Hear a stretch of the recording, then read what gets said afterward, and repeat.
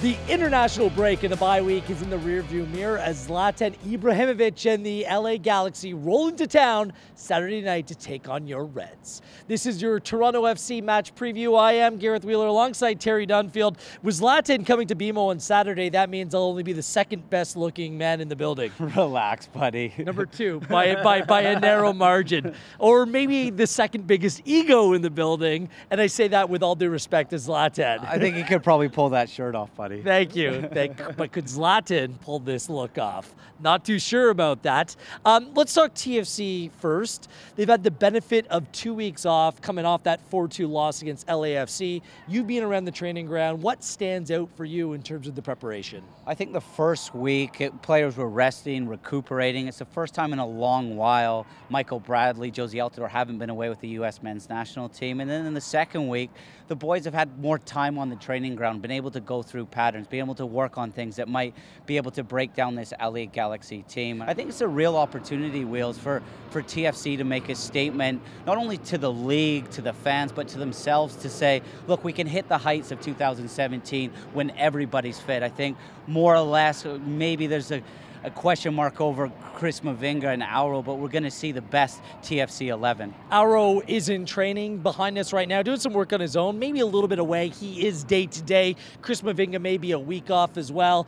Victor Vasquez, if he's feeling good, he will be able to go, so we'll see on all three players on their front what they can do and bring to the table in the coming games. Campeones Cup is also coming up next Wednesday as well, so a little bit of schedule congestion for Toronto FC. But look, Terry, in terms of the team's form, it begins and ends with the back line. They simply just need to be stronger defensively. Yeah, and I think Drew Morey's had a couple games under his belt coming back from injury. I think his experience, his leadership, the way he organizes players around him, he's the type of player that makes players better. I think he'll be very important. Greg Vanney's got a difficult decision as well. Do you keep with Clint Irwin in net, or he's been working with the group? Well, Alex Bono, he's been away with the U.S. men's national team.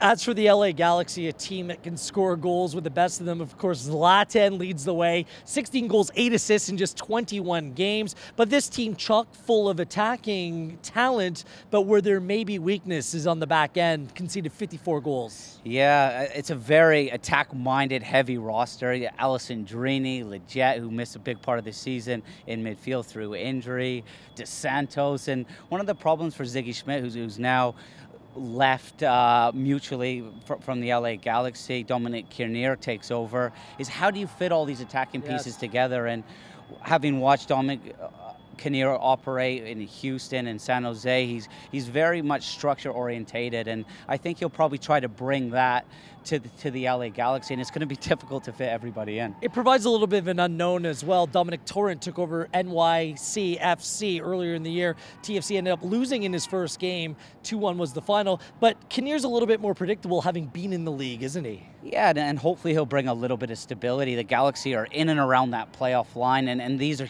3 huge points for them, and I think it can go either way. The team can rally, become galvanized, and there's a little bit of freshness that comes into the team with a new manager. Also, it can go the other way. If things don't start going well, players start playing for themselves a little bit too. Well, they've been smacked in the face as of late. They lost 6-2 last time out to Real Salt Lake, 5-0 to the Sounders. A couple games before that, they're winless in their last 6.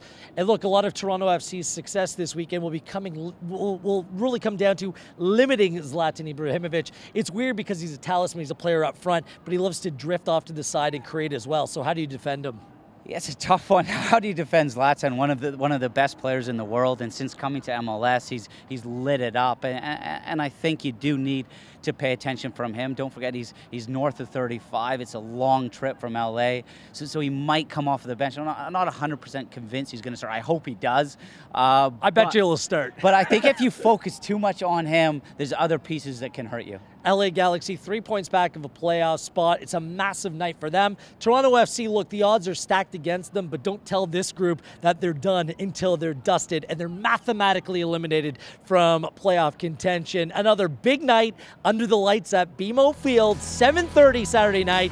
Hope to see you down here at BMO. If you can't make it, you can watch on TSN, listen on TSN 1050.